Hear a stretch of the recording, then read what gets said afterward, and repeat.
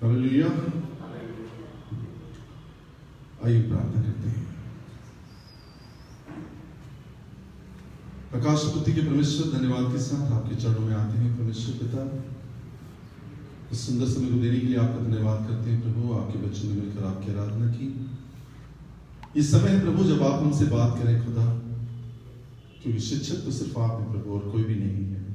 स्वामी तो सिर्फ आप हैं और कोई भी नहीं है खुदा।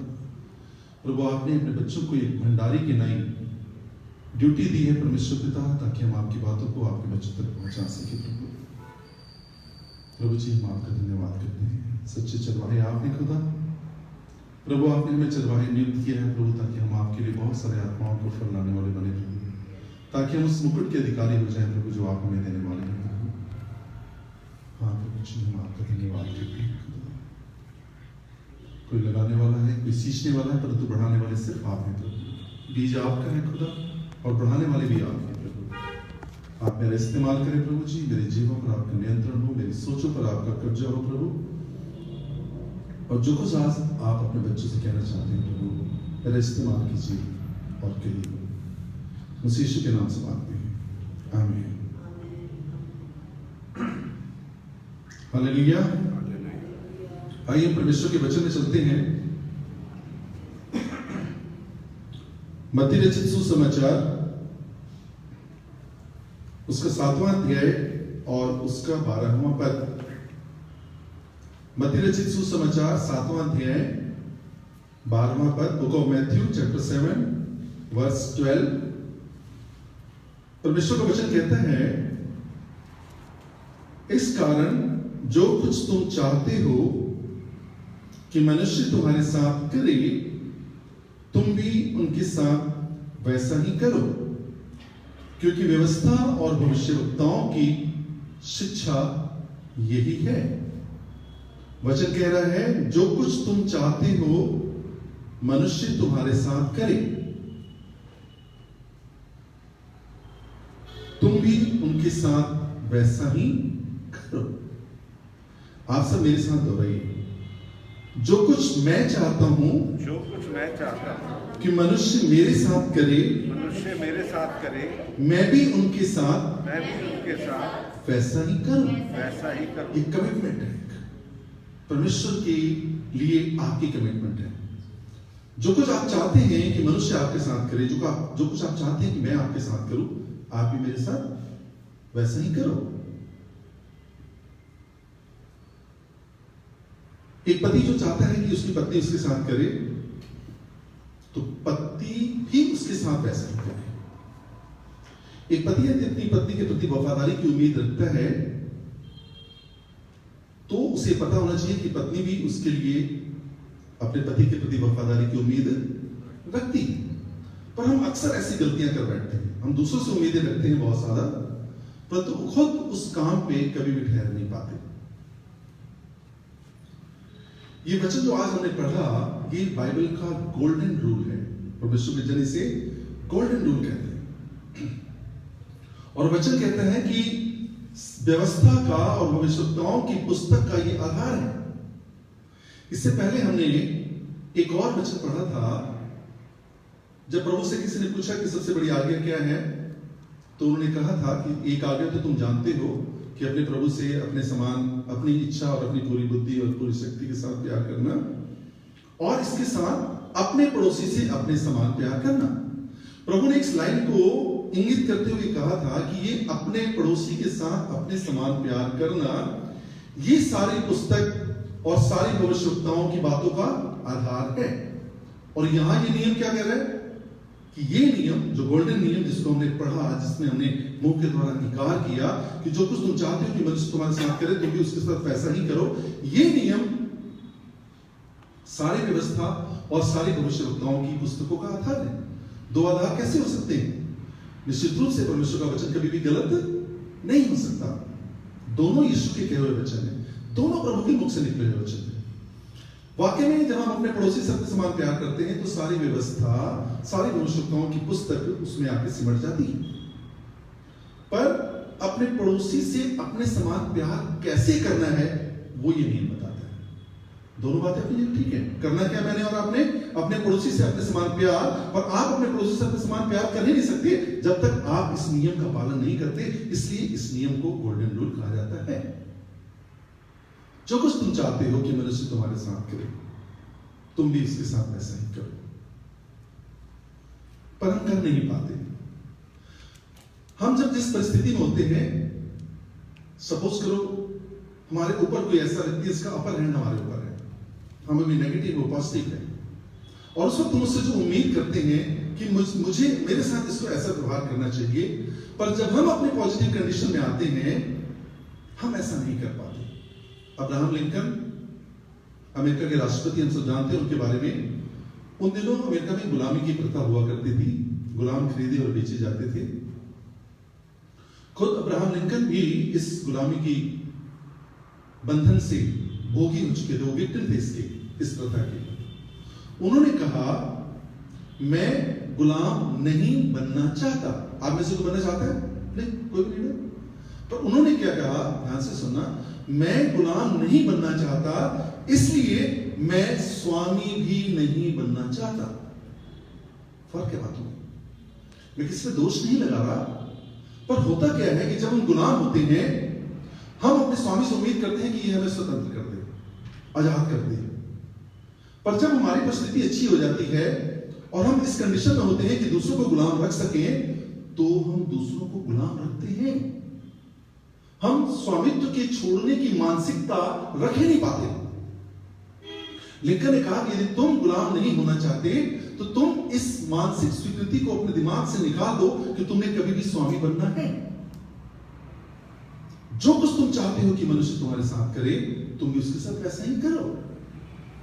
अब्राहम लिंकन ने उन दिनों एक लड़की को खरीदा, गुलाम थी वो, किसी के पास थी, उससे खरीदा, और उन्होंने उससे कहा, क्योंकि वो परमेश्वर के जन थे, उन्होंने उससे कहा कि जा मैं तुझे आजाद करता हूं, मैं तुझे गुलाम नहीं रखूंगा। वो जानते थे परमेश्वर के इस गोल्डन नियम को।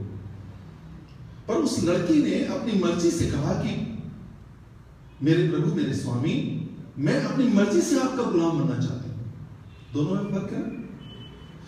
लिंकन उसके दिल पे राज करते थे और इस तरीके से वो गुलामी थी। हम भी परमेश्वर के गुलाम हैं, पर किस तरीके से?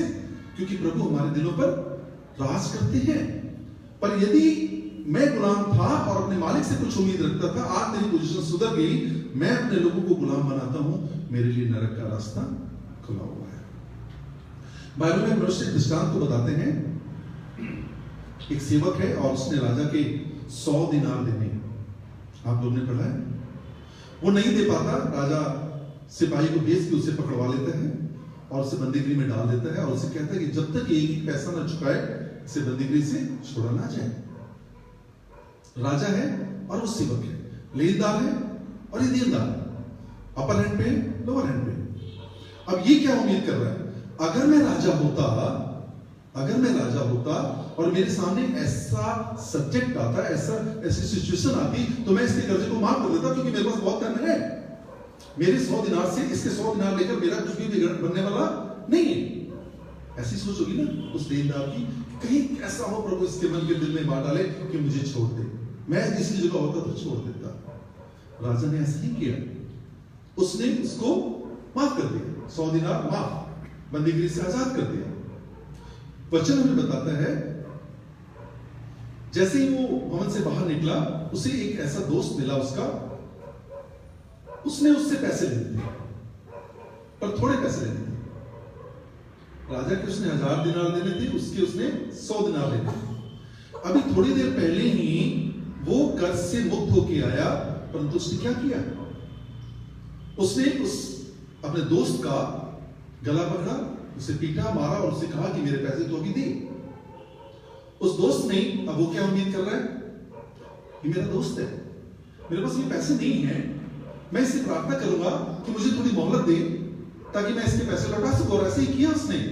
परंतु आप जानते हैं, आप लोगों ने बाइबल पढ़ी, उस दुष्ट दास ने जो अभी थोड़ी देर पहले राजा से स्वतंत्र होकर आया कर्ज से, उसने ऐसा नहीं किया और उसने अपने मित्र को, जिससे उसने कुछ थोड़े से पैसे लेने, 100 दिनार लेने थे, उसको सिपाही के हाथों में सौंप दिया और उसे कैदगाह में डाल दिया।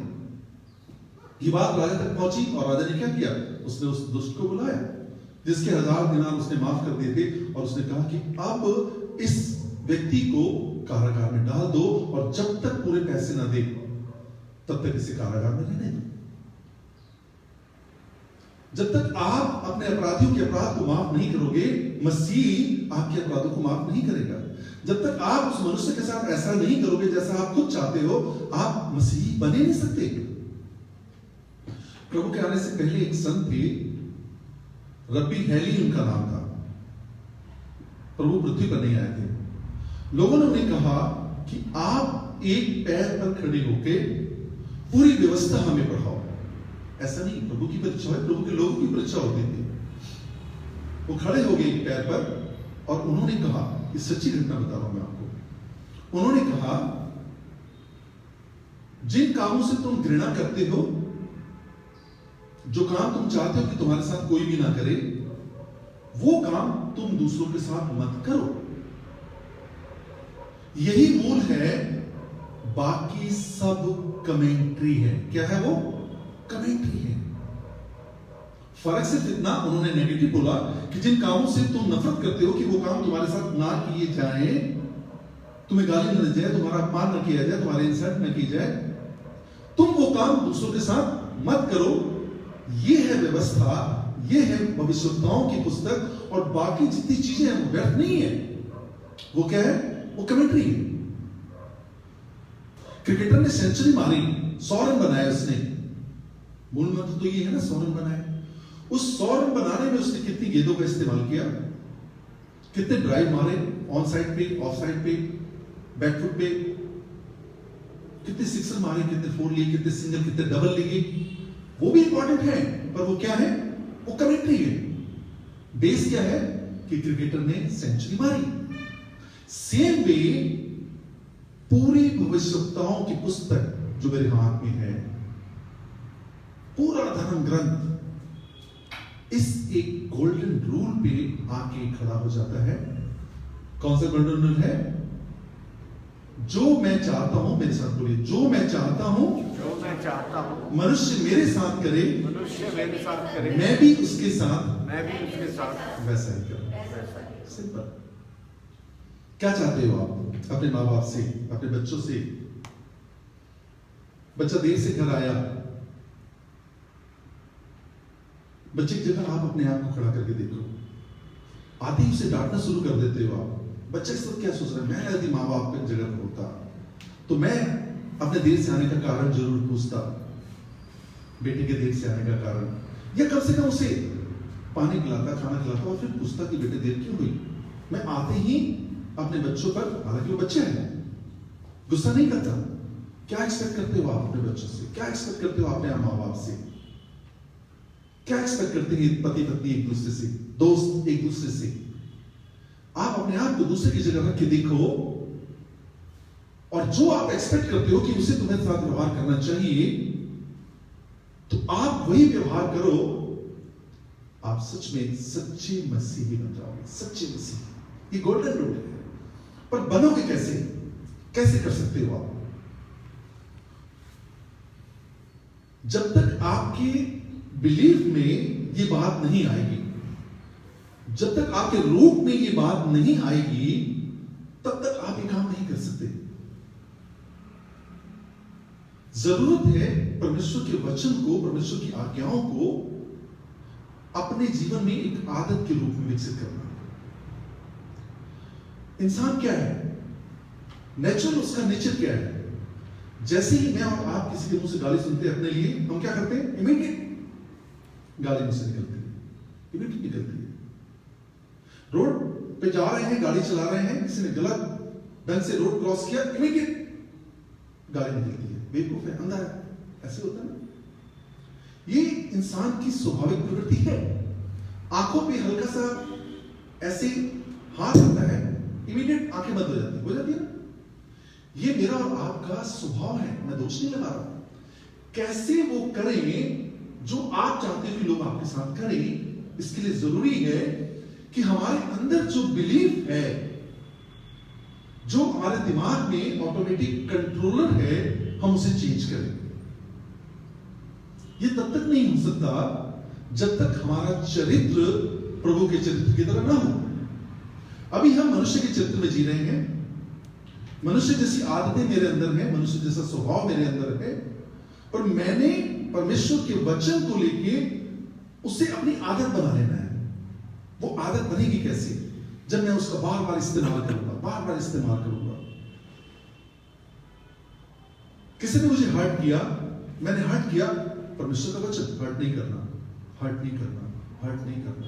मेरी बेइज्जती की, मैंने बेइज्जती नहीं करनी। मुझे गाली दी, मैंने गाली नहीं देनी, क्योंकि मैं नहीं चाहता कि वो मुझे गाली दे, मैं नहीं चाहता कि वो मेरा अपमान करे। जब आप लगातार ऐसा करते रहते हो तो धीरे धीरे आपकी आदत बन जाती है, धीरे धीरे टाइम लगता है, और जो आदत बन जाती है वो आपका कैरेक्टर बन जाता है। और एक समय ऐसा आता है कि आप गाड़ी ड्राइव कर रहे हो और कोई व्यक्ति गलत ढंग से आपकी गाड़ी के आगे से गुजरा, बड़ी मुश्किल से आपने ब्रेक मारी और उसे बचाया।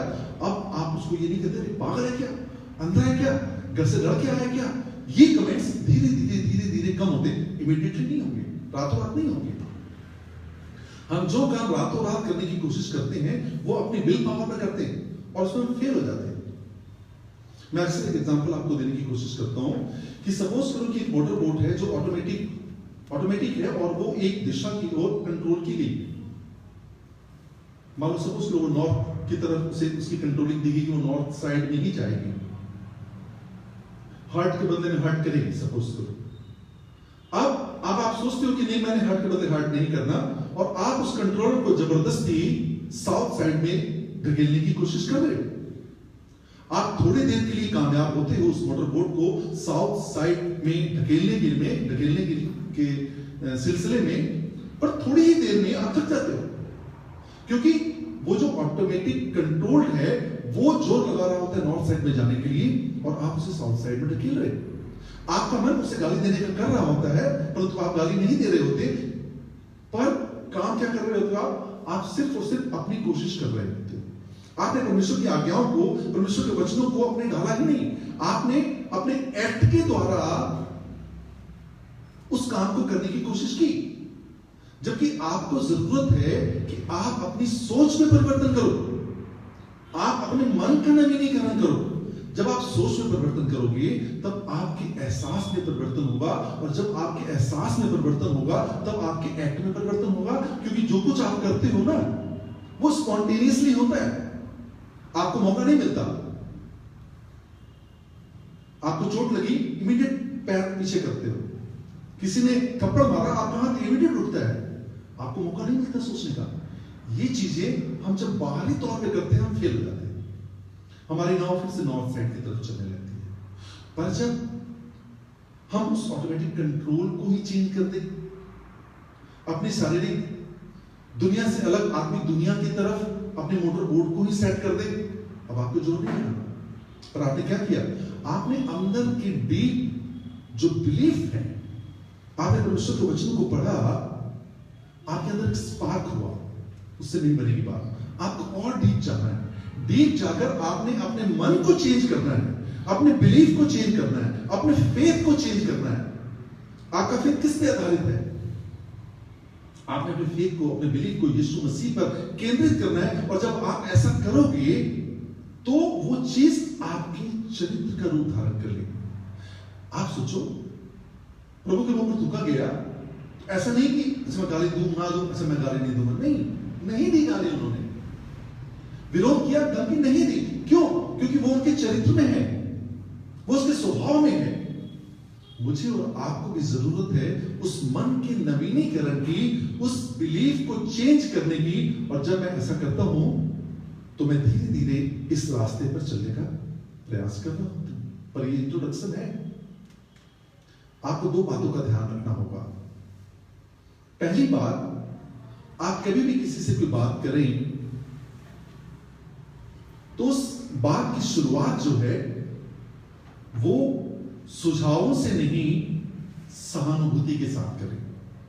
आप लोग सुन रहे मेरी बात को? आपने कोई भी वार्ता शुरू करनी, किसी भी, मान लो व्यवहार कैसे करोगे आप अपनी पत्नी के साथ बात कर रहे हो, पत्नी ने टाइम से खाना नहीं बनाया, चाय टाइम से नहीं दी, आप अपने पति से बात करो, पति लेट आया, आज हो सकता है शराब पी के आ गया है, कुछ नहीं, बच्चे लेट आए, माँ बाप लेट आए, सास ससुर कुछ बोल रहे हैं, कुछ भी किसी के साथ भी जब वार्ता करते हो ना, तो आपने वार्ता का जो प्रारंभ है वो सुझावों से नहीं करना। किससे करना? सहानुभूति से करना। और क्योंकि यहां मनुष्य का मनुष्य के साथ संबंध को हम पढ़ रहे हैं परमेश्वर के वचनों से। और दूसरी बात, किसी को भी न्याय की आंखों से नहीं देखना वरन प्रेम की आंखों से देखना है। दो मुद्दे हैं। पहला, वार्ता का प्रारंभ सुझाव नहीं वरन सहानुभूति से, और दूसरा, किसी को न्याय की आंखों से नहीं वरन प्रेम की आंखों से देखना है। जब आप ऐसा करोगे, आप फील करोगे कि वाकई में मेरे आदत में, मेरे स्वभाव में, मेरे चरित्र में परिवर्तन आने लग गया है। मैं अब गुस्से के बदले में गुस्सा नहीं कर रही, मैं अब क्रोध के बदले में क्रोध नहीं कर रहा, मैं अब गाली के बदले में पहले जैसा नहीं व्यवहार कर रहा, मैं अपने बच्चों के साथ व्यवहार करते हुए बहुत ज्यादा संयमित और नियंत्रित होता हूं, मैं अपनी पत्नी के साथ बात करते हुए अपने आप को बड़ा सहज महसूस करता हूं, मैं आज अपने माता पिता का भी आदर करता हूं, अपने सास ससुर का भी आदर करता हूं, अपने बच्चों का भी आदर करता हूं और अपने पति का भी आदर करता हूं, क्योंकि मैंने इन बातों को सीख लिया। क्या सीखा? पहले स्टेप में आपने किसी के साथ भी बात शुरू करनी है तो सुझावों से नहीं, सहानुभूति से करनी है। पर हम क्या करते हैं? जब भी कुछ होता है, किसी भी रिश्ते में, कोई भी रिश्ता आप उठा लो, आपको किसी दूसरे रिश्ते से आप जब बात करते हो और उस रिश्ते में आपको कोई भी कमी नजर आती है, कोई भी खामी नजर आती है, आप उसे इमीडिएट सुझाव देने लगते हो। तुम्हें ऐसा नहीं करना चाहिए था, तुम्हें ऐसा करना चाहिए था, तुमने ऐसा क्यों किया, तुम यदि ऐसा करते तो ऐसा होता। आप अपने आप को जब उसके साथ बैठोगे ना, जैसे मनुष्य जो चाहता है, तुम जो चाहते हो कि मनुष्य तुम्हारे साथ करे, तुम भी उसके साथ वैसा करो। एक व्यक्ति नदी में पानी में डूब रहा है और आप उसके पास जाओ और उससे बोलो कि तुझे नदी में जाना ही नहीं चाहिए था, गलती है उसकी है। अगर तुझे तैरना नहीं आता था तो नदी कितनी गहराई में गया क्यों? आपको यदि तैरना आता है तो उससे पहले बचाओ, फिर उसके साथ सहानुभूति दिखाओ। पानी पेट में तो नहीं चला गया, फिर तबीयत तो ठीक है, पहले हॉस्पिटल चले, पहले डॉक्टर के पास चले, पहले घर के पास चले।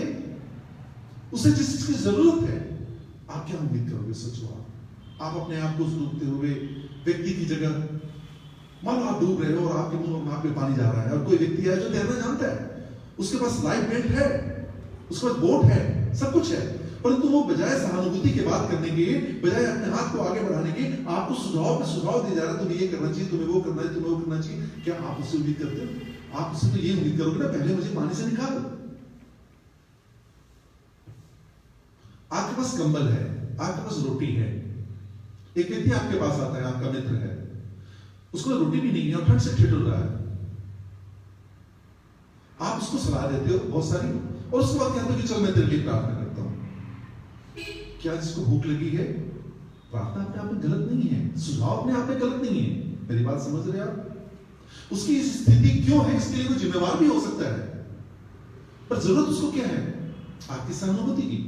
एक कंबल उसे उठा दो, एक रोटी निकाल के उसे खाने को दो, और उसके बाद उसकी तलब करो, क्या है उससे, क्यों ऐसी स्थिति होगी, क्या पोजीशन होगी, ऐसा क्यों हो गया तुम्हारे साथ? उड़ाओ बेटी को पिता ने आते ही ये नहीं कहा, क्या किया तुमने करोड़ों रुपए जिद करके मेरे से तू संपत्ति ले गया था, क्या करके आया, तेरे हालात देख क्या हो गया तुझे, सूरों की तरह दिख रहा है। वाकई में दिख रहा था वो सूरों की तरह, नाखून बड़े हुए थे, स्मेल आ रही थी उसके अंदर से, पर कहा उसने नहीं, गले लगाया।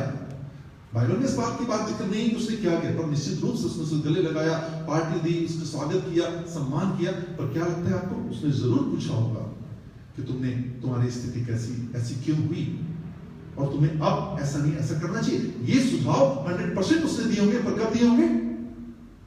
पहले क्या चाहिए? सहानुभूति। जो टूटा हुआ है, वो चाहे रिश्ते की टूटन है या किसी भी वजह से टूटा हुआ है, उसे जरूरत है आपकी सहानुभूति की, सुझावों की भी जरूरत है, परंतु आपने और मैंने क्या करना है, शुरुआत क्या करनी है? क्योंकि आप खुद जब उस कंडीशन में अपने आप को पाओगे तो आप भी महसूस करोगे कि नहीं, मुझे भी जरूरत है पहले सहानुभूति की, सुझावों की जरूरत की, वो बाद में देखूंगा मैं। मेरा बिजनेस फ्लॉप हो गया, मुझे आपके बिजनेस से रिलेटेड सुझावों की बहुत जरूरत है, परंतु यदि आप ताने मारो मेरे ऊपर आते ही, मैं अपनी प्रॉब्लम लेके आपके पास आऊं, मैं आपके पास दोबारा अपनी प्रॉब्लम लेके आऊंगा? या सोचो आप खुद इस कंडीशन में हो, आप सामने वाले से क्या उम्मीद करोगे? पहले सहानुभूति और फिर सुझाव। दूसरा पॉइंट, इन 2 पॉइंटों को यदि आपने अपने दिमाग में रखते हो, जैसे हमने पहुंचना कहां है? अपने पड़ोसी से अपने समान प्यार पर। उसके लिए गोल्डन रूल क्या है? तुम जो चाहते हो कि मनुष्य तुम्हारे साथ करे, तुम भी उसके साथ वैसा करो। और आप तब तक वैसा नहीं कर सकते जब तक आप अपने बिलीफ में इस बात को बैठा नहीं लेते। और उस बिलीफ में बैठाने के लिए आपको अपने चरित्र का विकास करना होगा उस रीति से। और उस चरित्र का विकास करने के लिए आपको 2 बातें दिमाग में रखनी होगी कि आपने किसी भी चीज की शुरुआत सुझावों से नहीं वरन सहानुभूति से करनी है।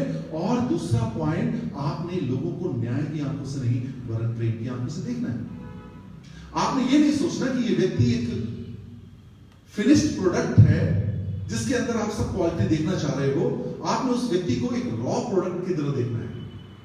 आपको उसके साथ संबंध कैसे भी हो, वो एक रॉ प्रोडक्ट है, बहुत सारी कमियां हैं। और मैंने उसे न्याय की आंखों से नहीं, न्याय का चश्मा नहीं लगाना, प्रेम का चश्मा लगाना है। क्या है प्रेम? प्रेम आपके अधिकारों का त्याग है।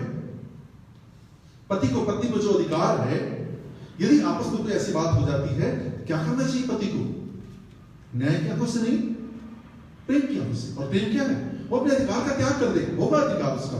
पत्नी का पति पर अधिकार है, माँ बाप का बच्चों पर अधिकार है, बच्चों का भी माँ बाप पर अधिकार है। परंतु प्रेम हम सबको अपने अधिकार के त्याग करने की बात करता है। और न्याय हमें प्रेरित करता है कि हम अपने अधिकारों का इस्तेमाल करें। क्या है न्याय? न्याय यही तो है। आप लोग मेरी बात को समझ रहे हैं ना? न्याय आपके अधिकारों का इस्तेमाल है और प्रेम आपके अधिकारों का परित्याग। मैं ये नहीं कहता कि आप अपने राइट्स यूज करना बंद कर दो, पर जब आत्मिक दृष्टिकोण से हमने उन्नति के शिखर पर पहुंचना है, समय कम है, अगली बार हम फिर से इस वचन को सीखेंगे, तो मुझे और आपको अपने अधिकारों का त्याग करना पड़ेगा। आज हमने जो जो बातें सीखी,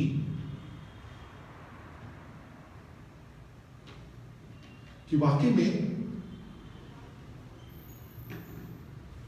मैंने इस गोल्डन रूल को फॉलो करना है। जो कुछ मैं चाहता हूं कि मनुष्य मेरे साथ करे, मैंने उसी काम को करना है। चूंकि मैं मेरे अंदर, मेरे डीएनए में, मेरे खून में, मेरे जो नेचुरल जो स्वभाव है, उसमें ये बातें नहीं है। प्रभु कहते हैं यदि कोई तेरे दाएं गाल में थप्पड़ मार तो बाएं गाल भी आगे कर दे। कोई 1 कोस बिगाड़ने ले जाए तो 2 कोस बिगाड़ने चला जाए। पर मेरे और आपके अंदर ये नहीं है। मेरे कोई बाएं गाल में थप्पड़ मारेगा तो मैं उसे 2 थप्पड़ मारने की कोशिश करता हूं। पर मैंने परमेश्वर के वचनों के आधार पर अपने बिलीफ को क्या करना है? मैं बार बार रिपीट क्यों कर रहा हूं?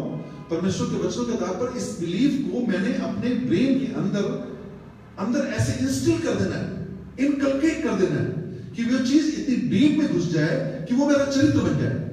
क्योंकि जब तक वो आपका चरित्र नहीं बनेगा ना, आप 2 साल, 4 साल, 10 साल, 20 साल निकाल दोगे, आप कभी भी वैसा व्यवहार नहीं कर सकते जो परमेश्वर का वचन आपको करने के लिए कह रहा है। आप अपने जीवन को जब तक उस नॉर्थ की तरफ जाने वाले ऑटोमेटिक कंट्रोलर से हटाकर साउथ की तरफ नहीं मोड़ते, आपके प्रयास उसी तरीके हैं। आप थोड़ी देर के लिए कामयाब होते हो, थोड़े दिनों के लिए कामयाब होते हो और फिर से वापस नॉर्थ की तरफ चले जाते हो। पर जब आप अपने बिलीफ को चेंज कर देते हो, अपने मन को चेंज कर देते हो, मन का नवीनीकरण कर देते हो, और वो नवीनीकरण परमेश्वर के वचन के आधार पर होता है, तो आप अब नफरत के बदले नफरत नहीं करते, क्योंकि वो आपका चरित्र बन जाता है। और इन बातों को पूरा करने के लिए हमने सीखा कि हमें 2 बातें बहुत जरूरी हैं। पहली बात, हम जब भी किसी से बात करें, क्योंकि मनुष्य के साथ संबंध बातों से ही तो शुरू होता है ना। मैं और आप खड़े हैं चुपचाप, तो क्या मेरा और आपका संबंध है? बातों से शुरू करें किसी भी समस्या को लेके, तो सुझावों से नहीं, सहानुभूति से करें। और जब भी सामने वाले के साथ ट्रीट करें, वो कोई भी हो सकता है, परिवार का सदस्य, आपका दोस्त, आपका एम्प्लॉयर, आपका एम्प्लॉय, रिक्शा वाला, डीटीसी बसों में चलने वाला, कोई भी व्यक्ति यदि है, तो आपने उसे न्याय की आंखों से नहीं वरन प्रेम की आंखों से देखना है। और न्याय आपके अधिकारों का प्रयोग है और प्रेम आपके अधिकारों का परित्याग है। परंतु परमेश्वर कहता है ना, जो अपने प्राणों को बचाना चाहता है वो अपने प्राणों को खोएगा, परंतु जो मेरे लिए अपने प्राणों को खोएगा वही प्राणों को बचाएगा। ऐसी रीति में जब आप अपने अधिकारों का त्याग करते हो, स्वर्ग और पृथ्वी का अधिकार आपको दिया जाता है।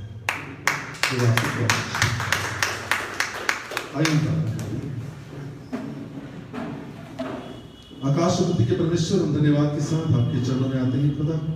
आज के दिन के लिए आपका धन्यवाद करते हैं प्रभु। आपके बच्चों ने आपकी आराधना की, आपके वचनों को पढ़ा परमेश्वर पिता। दयालु परमेश्वर, हम आपका धन्यवाद करते हैं प्रभु। धन्यवाद परमेश्वर पिता, धन्यवाद परमेश्वर प्रभु। दया करो परमेश्वर प्रभु जी, हम सबको प्रभु जी इस लायक बनाओ खुदा कि हम आपके वचनों पर चलने वाले बने प्रभु। सच में परमेश्वर, मनुष्य के अंदर इच्छा तो होती है कि वो भले काम करे, हम सबके अंदर है प्रभु। हम सब चाहते तो हैं प्रभु कि हम बुराई के बदले बुराई ना करें। हम सब चाहते हैं कि गाली के बदले में गाली ना दें, जो तेरे भवन में करते थे प्रभु। जिन्होंने तेरा नाम अपने होठों पे लाया है प्रभु, वो सब सब सब सब चाहते हैं कि भले काम करे, परंतु भले काम हमसे बन नहीं पड़ते। इच्छा तो हमें होती है खुदा, परंतु हम कर नहीं पाते, क्योंकि परमेश्वर पिता हम अपने बिलीफ को चेंज नहीं कर पाते। हम उस डीप रूट तक जाके अपने चरित्र को परिवर्तित नहीं कर पाते। प्रभु आज का वचन हम सबके अंतर्मन की गहराइयों में जाने पाए खुदा, ताकि प्रभु जी वो जड़ पकड़े प्रभु जी, और जड़ पकड़ कर परमेश्वर पिता उस बिलीफ को उसमें बेस दे पिता, ताकि परमेश्वर प्रभु हमारा स्वभाव आपके स्वभाव के जैसा हो जाए खुदा। और हम भी विरोध करने के बदले में गाली ना देंगे, बुराई के बदले में बुराई ना करें, क्योंकि आपका वचन कहता है कि हम बुराई के नहीं वरन आशीष के वारिस होने के लिए बुलाए गए हैं प्रभु जी। प्रभु जी हम आपका धन्यवाद करते हैं, धन्यवाद परमेश्वर। प्रभु जी हम धन्यवाद करते हैं इन आत्मिक बातों के लिए परमेश्वर प्रभु। प्रभु शरीर से जुड़ी हुई हर जरूरत को प्रभु जी आप पूरा कीजिए परमेश्वर पिता।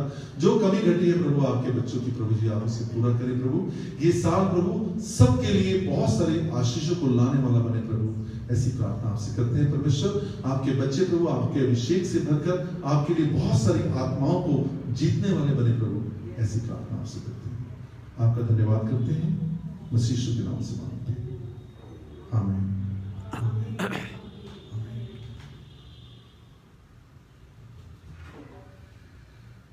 धन्यवाद प्रभु जी।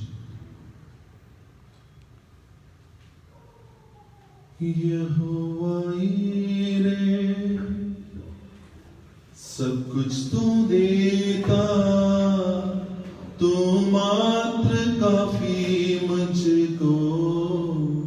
यहोवा राफा चंगा करता, तेरी मां से चंगाई मिलती। यहोवा शामा मेरे संग है, पूरी करता आवश्यकताएं। तुम्हारे काफी, तुम्हारे काफी, तुम्हारे काफी मुझको। तुम्हारे काफी, तुम्हारे काफी, तुम्हारे काफी मुझको। यहोवा है सब कुछ तू देता, तुम्हारे काफी मुझको। यहोवा राफा चंगा करता, तेरी मां से चंगाई मिलती। यहोवा शामा मेरे संग है, पूरी करता आवश्यकताएं। तुम्हारे काफी, तुम्हारे काफी, तुम्हारे काफी मुझको। तुम्हारे काफी, तुम्हारे काफी, तुम्हारे काफी मुझको। यहोवा एलोही सीनेवार प्रभु, तूने बच्चों से खेत किया। यहोवा एलिया सर्वोच्च प्रभु, तेरे जैसा कोई नहीं। यहोवा शालो तेरी शांति दे मुझे, शांति अपनी। तुम्हारे काफी, तुम्हारे काफी, तुम्हारे काफी मुझको। तुम्हारे काफी, तुम्हारे काफी, तुम्हारे काफी मुझको।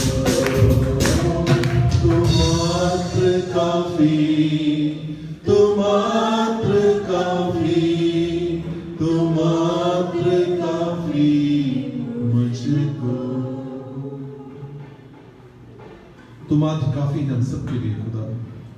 प्रभु जी हम धन्यवाद करते हैं तमाम बातों के लिए प्रभु जी, तेरे सुंदर वचनों के लिए परमेश्वर पिता, हर बात के अंदर धन्यवाद करते हैं मसीह यीशु के नाम से मांगते हैं, आमीन। परमेश्वर पिता का प्यार, प्रभु यीशु मसीह का अनुग्रह और पवित्र आत्मा की सहभागिता अब से लेकर सदा तक हम सबके जीवन में बनी रहे, आमीन आमीन आमीन। हम फिर से मिलेंगे रविवार को 11 बजे। जो लोग भवन में आना चाहते हैं सबका स्वागत है। सिर्फ 4 साल से छोटे बच्चे भवन में अलाउड नहीं है, इसके अलावा हर एक व्यक्ति भवन में आ सकता है। और हम सबसे रिक्वेस्ट कर रहे हैं कि वो सब भवन में आए। बहुत समय हो गया परमेश्वर की संगति से अलग हुए। सभी लोग अपने जीवन की व्यस्तताओं से समय निकालकर भवन में आने का प्रयास करें। प्रभु आप सबको आशीष दे, सब कुछ